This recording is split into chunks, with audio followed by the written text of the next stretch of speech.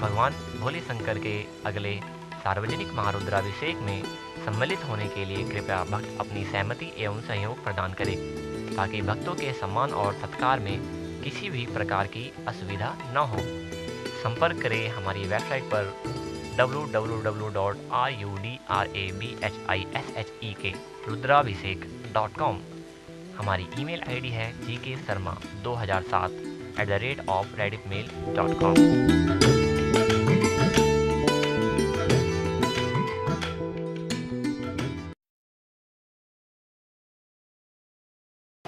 रुद्राभिषेक प्रारंभ होने के पहले कुछ क्रियाएं हैं जो हम सभी लोगों को करनी है। ओम हृदयाय नमः जब बोलेंगे इस क्रिया को करना है। यह बहुत ही महत्वपूर्ण क्रिया है। इसमें हम अपने बाजुओं को, नेत्रों को, इन सबको रुद्राभिषेक के लिए तैयार करते हैं। अभी मैं बोलूँगा ओम हृदयाय नमः। आप सभी लोग इस प्रकार 5 उंगलियों को बोलकर हृदय पर स्पर्श करेंगे। ओम हृदयाय नमः। ओम शीर्षे स्वाहा। उसके बाद ओम शिखाय वसत का उच्चारण किया जाएगा। उस वक्त इस प्रकार अंगूठे से शिखा के स्थान को स्पर्श करेंगे। ओम शिखाय वसत। ओम भावव्याम नमः। दोनों हाथ दोनों बाजुओं पर। इसके बाद ओम नेत्रत्राय वसत। में ये 3 उंगलियां रहेगी। ये 2 उंगलियां आंख के स्थान पर और 1 उंगली जहाँ तिलक करता है उस स्थान पर। ओम नेत्रत्राय वसत। ओम नेत्रत्राय वसत। ओम कवचाय हो। ओम कवचाय हूँ। ओम वस्त्राय भट्ट। पूजा के पहले अगर हम संकल्प नहीं करते तो वह उसी प्रकार माना जाता है जैसे कि हम बैंक में पैसा जमा कराने के लिए गए और अपना अकाउंट नंबर और नाम नहीं रखते लिखे और पैसा हमने बैंक में जमा करा दिया। वो सारा पैसा बैंक के पास सस्पेंस अकाउंट में चला जाएगा, हमें वो पैसा नहीं मिलेगा। तो इस प्रकार जो हम नित्य प्रतिदिन पूजा करते हैं और हम संकल्प नहीं करते, वो पूजा इसी तरह अन्य अकाउंट में जमा हो रही है। इसलिए घर पर भी पूजा प्रारंभ करने के पहले इस विश्व का जो परम तत्व है, इसका जिन्होंने निर्माण किया है वे स्वयं परब्रह्म परमात्मा शिव हैं और इन्होंने पूरे विश्व को संचालन करने के लिए भिन्न भिन्न प्रकार से व्यवस्थाएं की हैं। उनके द्वारा संचालित विश्व इतना डिसिप्लिन है, अर्थात अनुशासन में है कि सेकंड के 1000वें हिस्से का भी कर्म में फर्क नहीं हो सकता। इसका एक उदाहरण अभी मैं दे रहा हूं। सूर्य जो है इस ब्रह्मांड की सारी क्रियाओं का संचालन करता है और जिसे हम जगत की आत्मा कहते हैं और यह जगत का नेत्र है। हम अपनी नेत्र से जो भी कुछ देखते हैं वो सब केवल सूर्य की कृपा से ही देखी जाती है। रात्रि काल में यानी अंधकार के वक्त हम कुछ नहीं देख सकते और जो ही सूर्योदय होता है सूर्य सब वस्तुओं को प्रकाशमान कर देता है, अर्थात वह हमारे आंखों के समान हो जाती है और सब कुछ दिखाई पड़ने लगता है। सूर्य और चंद्रमा इस ब्रह्मांड में 2 ऐसे ग्रह हैं जो कभी अपनी धुरी पर उल्टा नहीं घूमते, यानी बकरी नहीं होते। बाकी राहु और केतु ऐसे ग्रह हैं जो हमेशा उल्टा ही चलते हैं। इसके अतिरिक्त जो 5 ग्रह हैं वो सीधा भी चलते हैं और उल्टा भी चलते हैं, यानी मार्गी भी रहते हैं और बकरी भी रहते हैं। तो हमारे यहाँ राजा हरिश्चंद्र की एक कहावत प्रसिद्ध है। जब उन्होंने अपना सारा राजपाट स्वप्न में दे दिया तो उस वक्त राजा मुकर सकता था, लेकिन उन्होंने कहा कि नहीं, मैंने अपना सब कुछ दान दे दिया है, मैं अपने वचन से नहीं मुकर सकता। तो उन्होंने कहा कि चंद्र डरे सूरज डरे डरे जगत व्यवहार, पैतृ सत्य हरिश्चंद्र को डरे न सत्य विचार। अर्थात हरिश्चंद्र को पता था कि सूर्य और चंद्रमा कभी अपने मार्ग से विचलित नहीं होते, वे हर समय अग्रगामी जाते हैं और अपनी धुरी पर चलते ही रहते हैं। वे भी अगर अपना रास्ता बदलते हैं, लेकिन मैं अपना निश्चय और अपना व्रत नहीं बदल सकता हूँ। ऐसे महापुरुष, ऐसे योगी तपस्वी राजा हमारे भारतवर्ष के अतिरिक्त संसार में कहीं उपलब्ध नहीं है। तो चूंकि हम काफी वर्षों से अपनी संस्कृति को बचाने के लिए संघर्ष कर रहे हैं और हमारी यह संस्कृति वेदों से उत्पन्न हुई है। वैदिक काल में सभाएं होने लगी और सभाओं में जो व्यक्ति आते थे उन्हें सभ्य कहा जाता था और इन्हीं सभ्य लोगों के द्वारा जो सभाएं हुई उसी से सभ्यता का निर्माण हुआ। इस सारे संसार को सभ्यता देने का प्रथम दायित्व और कर्तव्य भी हमारे पूर्वजों ने निभाया। चूंकि वेद ही शिव है और शिव ही वेद है, ये सारे विद्वान और सारे शास्त्र एक ही बात बोल रहे हैं। अभी मैंने ये बात कही थी कि वेद ही शिव है और शिव निराकार ब्रह्म है। अर्थात शिव और शंकर ये स्वयं जगत गुरु हैं। अब ये जगत गुरु कैसे है? प्रलय काल में जब सृष्टि का निर्माण होता है उस वक्त जो प्रथम ज्ञान जगत को दिया जाता है वह शिव के द्वारा दिया जाता है और शंकर के द्वारा दिया जाता है। इसलिए जो शिव है वे ही वेद स्वरूप है। अर्थात वेद का जो ज्ञान है भिन्न भिन्न ऋषि मुनियों के द्वारा अपने हृदय पटल पर संग्रहित किया गया और वह ज्ञान निराकार ब्रह्म शिव ने दिया और उस ज्ञान को वेद व्यास जी ने वेदों के संहिताओं में गठित किया। इस प्रकार वेद जो कि संस्कृत है में लिखी गई है और संस्कृत बहुत ही क्लिष्ट भाषा है और वैदिक संस्कृत तो और भी क्लिष्ट है। अभी जो रुद्राभिषेक का पाठ हम लोगों ने आयोजित किया है उसमें हस्त स्वर से यह रुद्राभिषेक किया जाएगा। हस्त और स्वर जो पाठ हम करते हैं केवल स्वर से करते हैं। वैदिक पद्धति से स्वर के साथ किस तरह हाथों का प्रयोग किया जाता है वो हमारे वैदिक पंडित जो यहाँ हैं वो उसी पद्धति से मंत्रोच्चारण करेंगे। इस प्रकार ये जो कुछ चंद बातें हैं इनका जानना हमें बहुत ही आवश्यक था, क्योंकि अगर हमें इन बातों की जानकारी न हो तो हमारा भगवान के प्रति जो यह कर्म हम कर रहे हैं इसके प्रति हमारी निष्ठा में त्रुटि हो सकती है। इस ब्रह्मांड में जो हमारे ऋषि मुनियों ने शिव की कृपा से जो वेद की रचना की उस वेद को 3 भागों में बांटा गया, कर्म, उपासना और ज्ञान। कर्म और उपासना मन को शुद्ध करने और इस शरीर को इस उद्देश्य के लायक बनाना कि हम ज्ञान के आधार पर उस पर ब्रह्म को प्राप्त कर सकें। केवल ज्ञान से भी नहीं कर सकते, इसलिए उन्होंने कर्म और उपासना, तो अभी हम कर्म और उपासना के निमित्त में यहाँ पर बैठे हुए हैं और जो अभी प्रवचन किया जा रहा है यह वेद के ज्ञान का विभाग है। इस संसार में सारे धर्म ग्रंथों का निचोड़ यह है कि परब्रह्म परमात्मा को प्राप्त करने के लिए चाहे वो किसी भी धर्म के अनुयायी हो केवल ज्ञान के द्वारा ही प्राप्त किया जा सकता है। इसलिए ज्ञान का कितना महत्व है इसलिए भी इस बात को कहना आवश्यक था। वाद श्रवा और बहुत प्रसिद्ध है। इसके कहने के पहले भेड़ बकरियों को मुद्रा के रूप में उपयोग किया जाता था।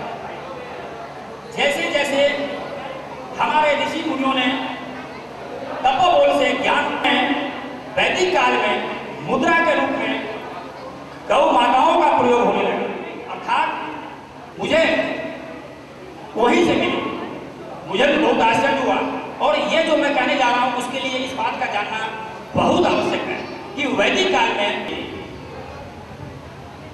जिस व्यक्ति को मिलती है वह श्रवा है। इस प्रकार अन्नदान के कारण वाजश्रवा इतना विख्यात हो गया कि वह व्यक्ति अपने नाम के बजाय वाजश्रवा के नाम से ही जगत में प्रसिद्ध हुआ। वाजश्रवा विश्व यज्ञ कर रहे थे। उस वक्त उन्होंने इतना अन्नदान किया कि सभी और उनके अन्नदान की ही चर्चा थी और लगभग उनका अपार धन जो था वह समाप्त हो गया। ऋषि मुनि और पुरोहित इन सभी को अनुष्ठान पूर्ण होने के बाद दक्षिणा देने का जब समय आया तो उन्होंने दक्षिणा देनी प्रारंभ की। उस वक्त नचिकेता जो उनका बालक था वो बैठा हुआ अनुष्ठान को देख रहा था।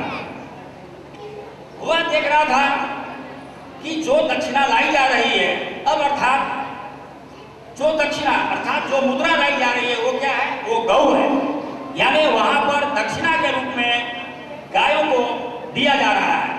तो जो दक्षिणा लाई जा रही थी वो दूध ली गई थी, अर्थात अब वो दूध देने लायक नहीं थी, वह खा ली गई थी। अर्थात वो खाने के लायक नहीं थी, इतनी जीर्ण हो गई थी कि वह खा नहीं सकती थी। वह प्रजनन के लायक नहीं थी, अर्थात वह बच्चे भी नहीं दे सकती थी।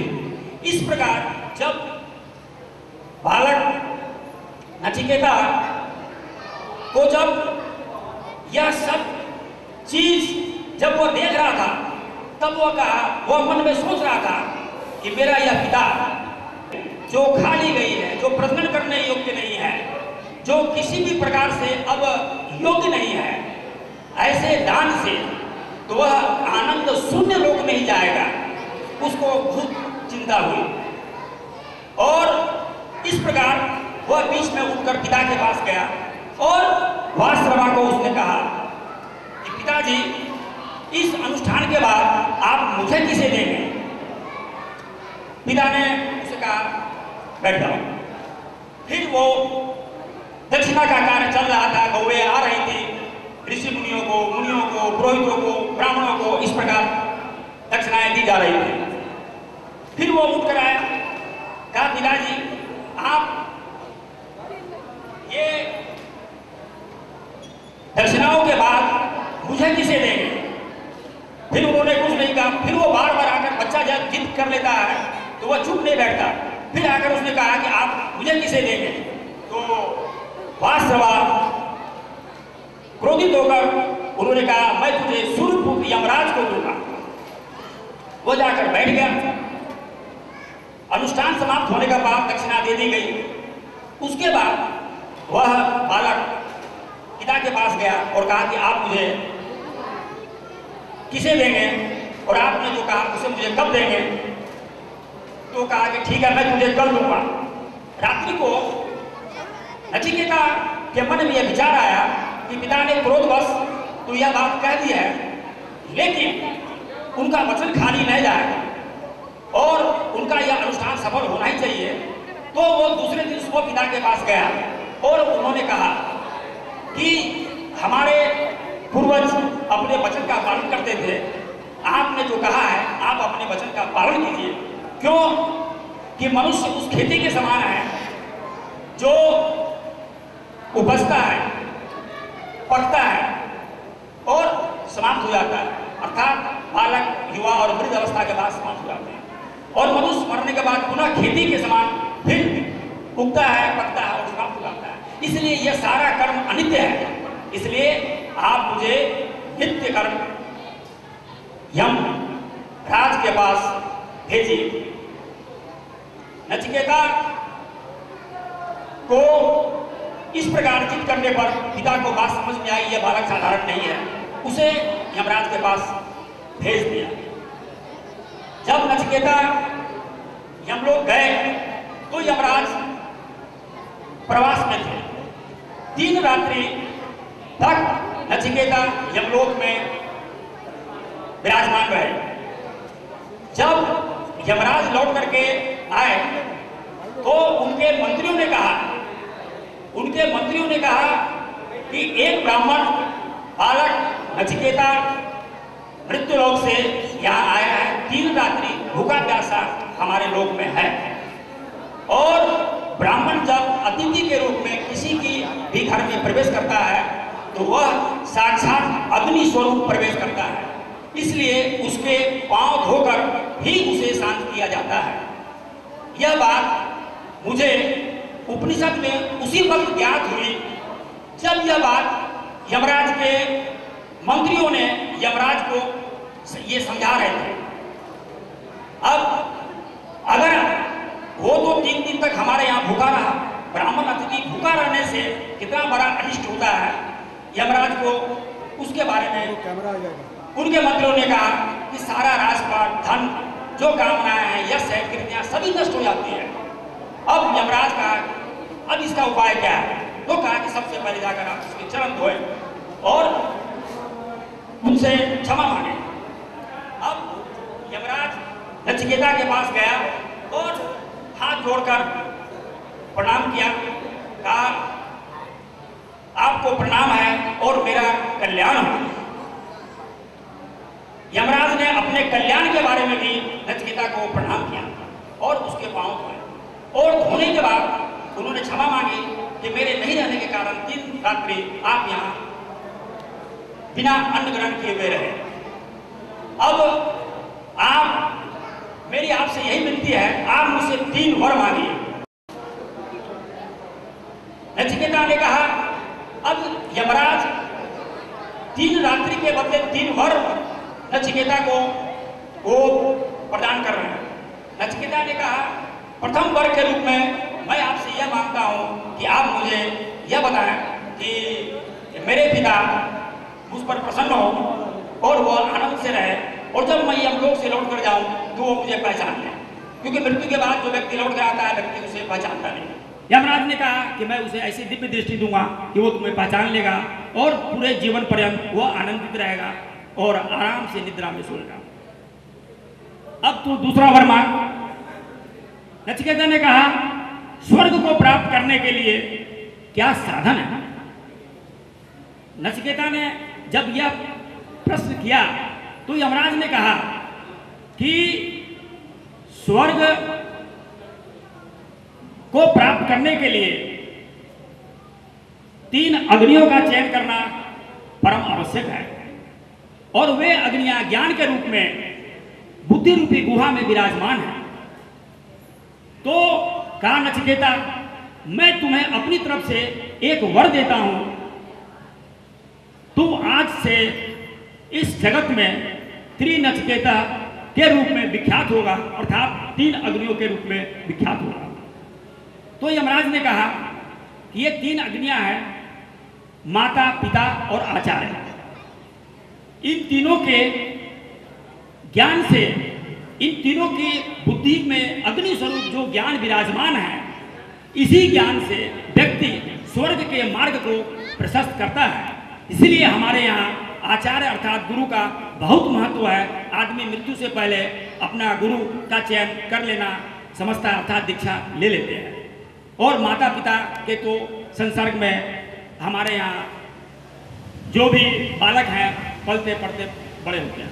तो अर्थात यमराज ने कहा स्वर्ग को प्राप्त करने के लिए इन 3 अग्नियों का, इन तीनों के शरण में रहना परम आवश्यक है। इसके बाद यमराज ने कहा कि अब तू तीसरा वर मांग ले। नचिकेता तू ऐसा शिष्य है कि तेरे तर्क बहुत ही सटीक हैं और तू अपने लिए कुछ नहीं मांग रहा, अब तू तीसरा वर मांग ले। यमराज ने सोचा कि यह अपने लिए कुछ मांगेगा। नचिकेता ने कहा मृत्युदेव,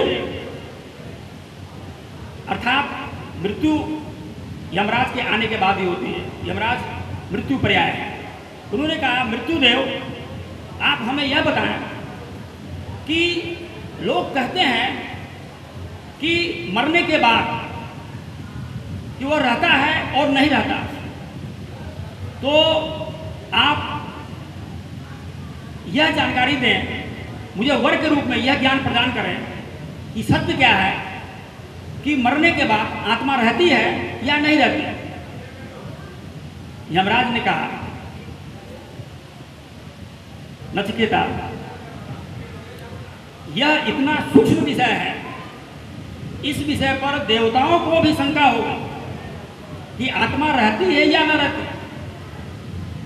ऋषि मुनि साधु संत महात्मा और मनुष्यों की बात तो भिन्न है। यह इतना सूक्ष्म ज्ञान है जो मेरे समझाने के बाद भी समझ में नहीं आएगा, और कोई समझा दे तो भी समझ में नहीं आएगा।